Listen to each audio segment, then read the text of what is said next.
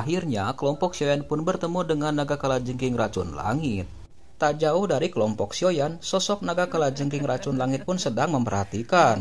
Lalu dia pun berkata, "Aku bisa mencium wangimu dari jarak jauh. Sekarang kau sampai, tetaplah di sini dan jadi wanitaku. Lalu biarkan tubuhmu yang jahat dan beracun itu melahirkan anak yang paling sempurna untukku. Keturunan dengan garis keturunan yang paling murni," ucapnya. Mendengar perkataan itu, dokter peri kecil pun berkata, "Saya hanya datang ke sini untuk meminta sesuatu dari Anda." "Oh, selama kamu menjadi istriku, aku akan memberimu segalanya," ucap naga kalajengking racun langit. "Kalau begitu, aku akan meminta inti kormu. Bagaimana?" ucap dokter peri kecil. Mendengar ucapan dari dokter peri kecil, monster itu pun berkata, "Jika ada orang lain yang berani mengucapkan kata-kata seperti itu di depanku, sudah pasti akan menjadi mayat. Tapi siapa yang membuatku begitu terobsesi denganmu? Pelanggaran ini akan aku lupakan. Biarkan saja pria di sebelah Anda menjadi kompensasinya." Setelah ucapannya itu, lalu monster itu pun bergerak untuk menyerang Sioyan. Melihat monster itu akan menyerang, Sioyan pun dengan cepat menggunakan langkah 3000 petirnya untuk menghindari serangan dari monster naga kalajengking racun langit. Sementara itu, di sisi yang lain, dokter peri kecil pun membantu Sioyan untuk menyerang monster itu. Melihat serangan dari dokter peri kecil, monster itu pun tertawa.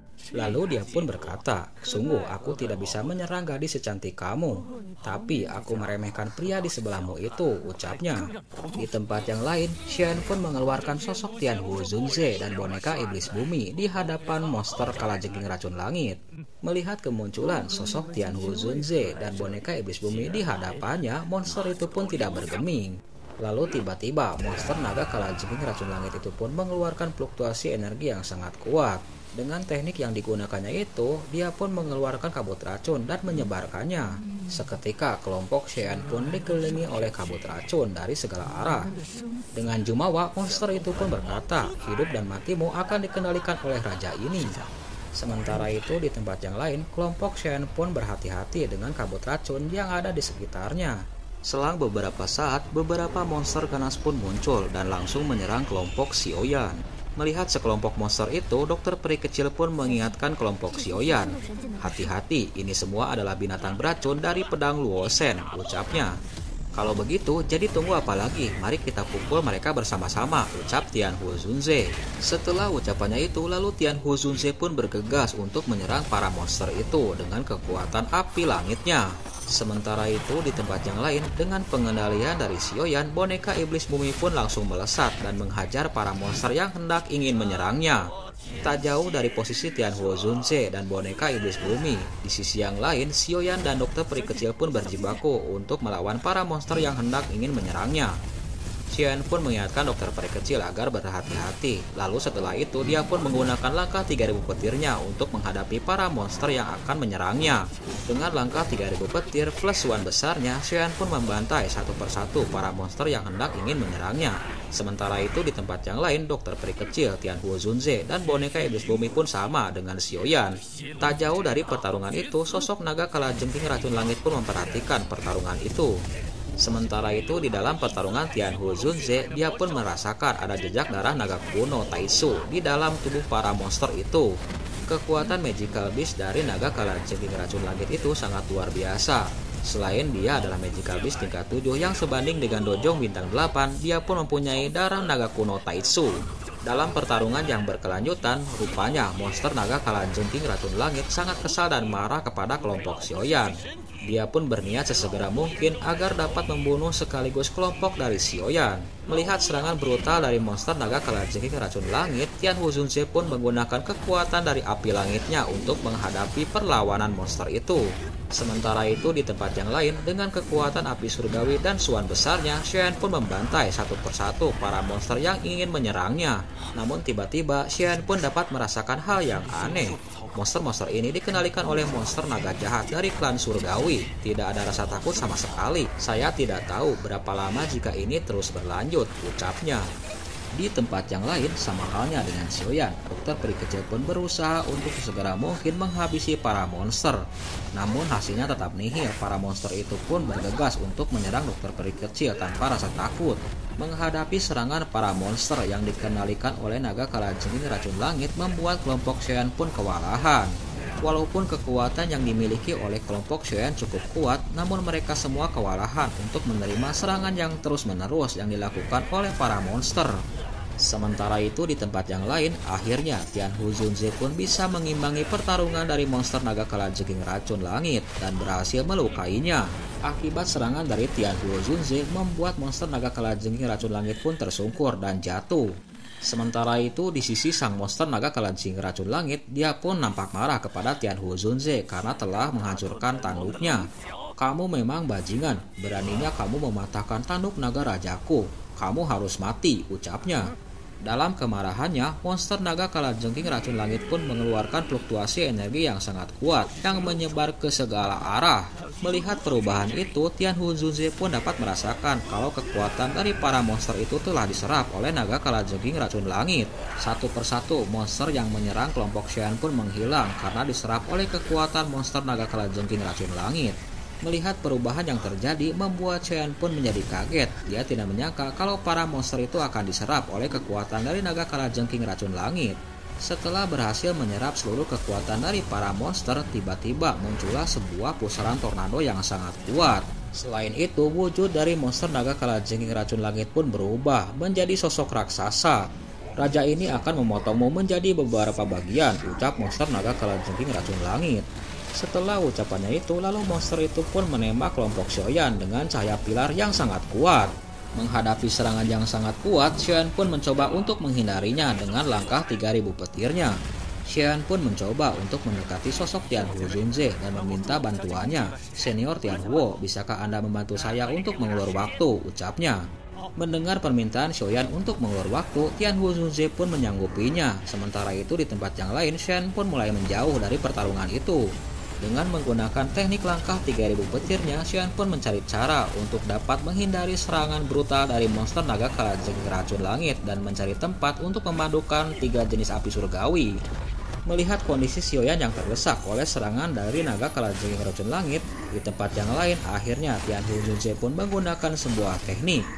Teknik yang digunakan oleh Tianhu Zunze membentuk sebuah rantai api emas raksasa. Dengan teknik rantai api raksasa itu, Tianhu Zunze pun berusaha untuk membelenggu tubuh dari monster naga kalajengking racun langit. Lalu dia pun memerintahkan Xiaoyan agar sesegera mungkin menggabungkan 3 jenis api surgawi. Dalam belenggu rantai api yang diciptakan oleh Tianhu Zunze, tiba-tiba boneka iblis bumi pun menyerang monster naga kalajengking racun langit dengan pukulannya. Dengan kekuatan Dojong bintang 7-nya, boneka iblis bumi pun langsung mencocor tubuh dari monster naga kalajengking racun langit, sehingga monster itu pun mengerang kesakitan. Akibat belenggu dari rantai Tianhu Zunze dan serangan terus-menerus dari boneka iblis bumi membuat monster naga kalajengking racun langit pun semakin murka. Dan akhirnya belenggu itu pun hancur. Tianhu Zunze pun berteriak kepada Xiaoyan kalau dia tidak bisa menahan lagi dari kekuatan monster naga kalajengking racun langit. Akhirnya yang dikhawatirkan oleh Tianhu Zunze pun terjadi. Rantai emas yang membelenggu tubuh dari monster naga kalajengking racun langit pun hancur. Dalam kemarahannya, monster itu pun berteriak, "Kalian semua pantas mati olehku," ucapnya. Setelah ucapannya itu, lalu monster naga kalajengking racun langit pun melesat dan menyerang sosok Tianhu Zunze. Dalam kemarahannya yang memuncak, monster itu pun berteriak. Selama bertahun-tahun lamanya, ini adalah pertama kalinya raja ini mengalami pukulan yang begitu berat. Dalam kemarahannya yang sangat ekstrim, monster itu pun langsung melesat dan menyerang tubuh dari Tianhu Zunze, sehingga tubuh dari Tianhu Zunze pun langsung menabrak sebuah gunung. "Aku tidak akan mengubahmu menjadi abu, sulit untuk menghilangkan amarah di hatiku," ucapnya.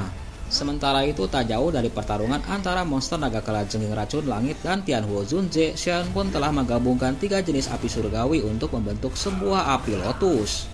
Fusi penggabungan 3 jenis api surgawi yang digunakan oleh Xiaoyan dapat dirasakan oleh dokter peri kecil. Di tempat yang lain, Tianhu Zunze pun merasa cemas karena dia dapat melihat fluktuasi energi yang sangat kuat yang dikeluarkan oleh monster naga kalajengking racun langit. Akhirnya energi yang sangat menakutkan itu pun ditembakkan ke arah Xiaoyan. Sementara itu di tempat yang lain, akhirnya Xiaoyan pun dapat membentuk api lotus dan langsung menembakkannya ke arah energi yang sangat kuat itu. Api lotus yang melesat itu pun akhirnya berubah menjadi besar di hadapan monster naga kalajengking racun langit. Setelah beraduan, akhirnya api lotus itu pun membengkak dan meledak. Akibat bentrokan dua kekuatan yang sangat ekstrim membuat fluktuasi yang sangat kuat yang menyebar ke segala arah, bahkan tempat itu pun dihancurkan oleh energi ledakan itu.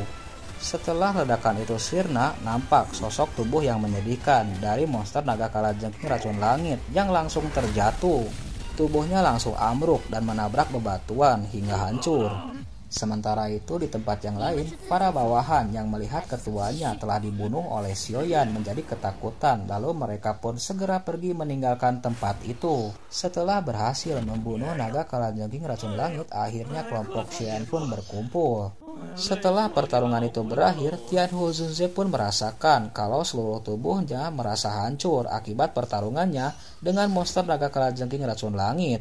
Sementara itu di tempat yang lain, setelah berhasil membunuh monster naga kalajengking racun langit, akhirnya Xiaoyan pun memanen esensi darahnya. Selain mengambil esensi darahnya, Xiaoyan pun tak lupa untuk mengambil inti core dari monster itu. Setelah selesai mengambil esensi dan inti core-nya, akhirnya Xiaoyan pun mengajak kelompoknya agar segera mungkin meninggalkan tempat itu.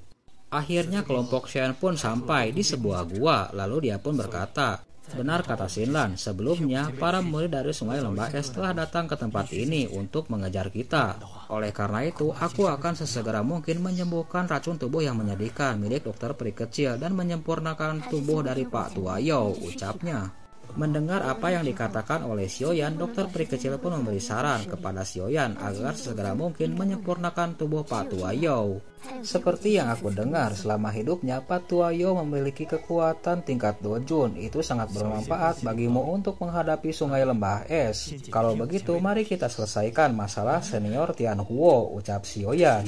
Mendengar Xiaoyan akan menyempurnakan tubuhnya, di sisi yang lain Tianhuo Zunze pun merasa senang. Lalu Xiaoyan pun berkata kepada dokter peri kecil, setelah dia selesai menyempurnakan tubuh Pak Tuayo, ia akan sesegera mungkin menyempurnakan tubuh racun yang menyedihkan. Sementara itu di sisi yang lain, Tianhuo Zunze pun nampak sedih setelah mendengar Xiaoyan akan menyempurnakan tubuh fisiknya.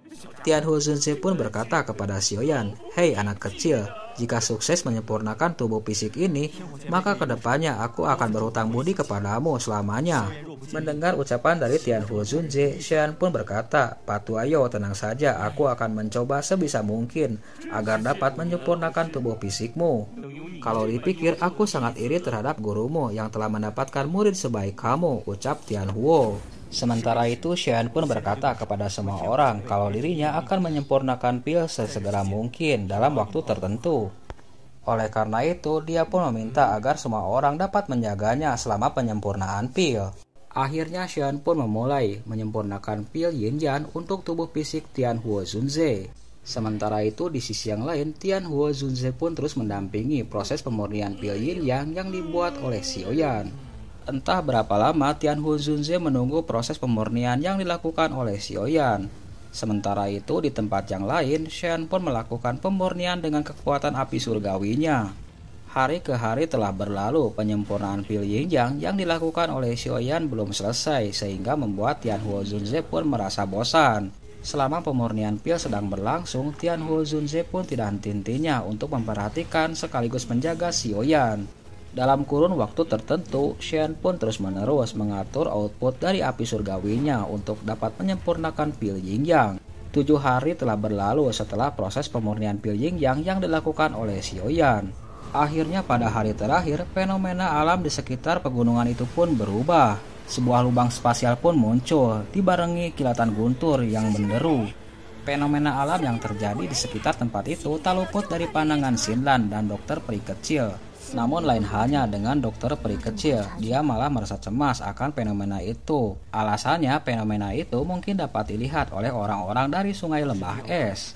Sementara itu di tempat yang lain, dalam proses pemurnian pil, akhirnya Xiaoyan pun berbincang dengan Tianhuo Zunze. Xiaoyan pun merasa aneh karena proses pemurnian pil terakhir tidak menyebabkan badai guntur. Namun dia pun cukup keheranan karena fluktuasi energi yang dihasilkan hanya berputar-putar di atas langit. Pada akhirnya fenomena alam pun terhenti dan langit pun kembali normal. Apa sebenarnya yang terjadi? Mengapa bencana petir menghilang begitu saja? Ucap Xiaoyan. Seharusnya itu karena gas beracun Laoseng yang ada di tempat ini menyembunyikan energi guntur. Jadi guntur-guntur itu tidak menemukan targetnya, ucap Tian Huo Zunze. Setelah mendengarkan penjelasan dari Tian Huo Zunze mengapa badai guntur tidak terjadi, tiba-tiba tungku pemurnian pil Xian pun bergetar. Lalu sebuah pilar cahaya pun langsung ditembakkan ke atas langit. Akhirnya Xian pun berhasil menyempurnakan pil Yin Yang untuk kebangkitan tubuh dari Tian Huo Zunze. Sementara itu di sisi yang lain, Tian Huo Zunze pun memperhatikan fluktuasi energi dari pil Yin Yang yang disempurnakan oleh Xiaoyan. Xian pun segera memerintahkan Tian Huo Zunze agar sesegera mungkin meminum pil Yin Yang itu. Lalu dia pun tak lupa untuk mengeluarkan sosok tubuh Yun San di dalam cincin penyimpanannya. Untuk sejenak, Tian Huo Zunze pun memperhatikan tubuh fisik yang diberikan oleh Xiaoyan. Dia pun mengamati kalau tubuh itu sangatlah serius. Mendengar apa yang dikatakan oleh Tian Huo Zunze, Xian pun memaksa Tian Huo Zunze agar sesegera mungkin menyatu dalam tubuh fisik itu. Lalu Xian pun meminta sedikit jejak kekuatan jiwa milik Tian Huo Zunze. Lalu Xin pun beralih ke sebuah tempat di mana sosok Tianxi berada. Rupanya kedatangan Tianxi ke tempat itu untuk memburu kelompok dari Xiaoyan. Namun dia tidak berhasil menemukan keberadaan Xiaoyan. Bahkan beberapa ketua pun melapor kepada Tianxi kalau mereka kehilangan jejak dari kelompok Xiaoyan. Namun lain halnya dengan ketua Tianxi, dia dapat merasakan kalau kelompok Xiaoyan masih ada di aliran Dewa Jatuh. Untuk sejenak, ketua Tianxi pun mulai memfokuskan pencariannya kepada kelompok Xiaoyan.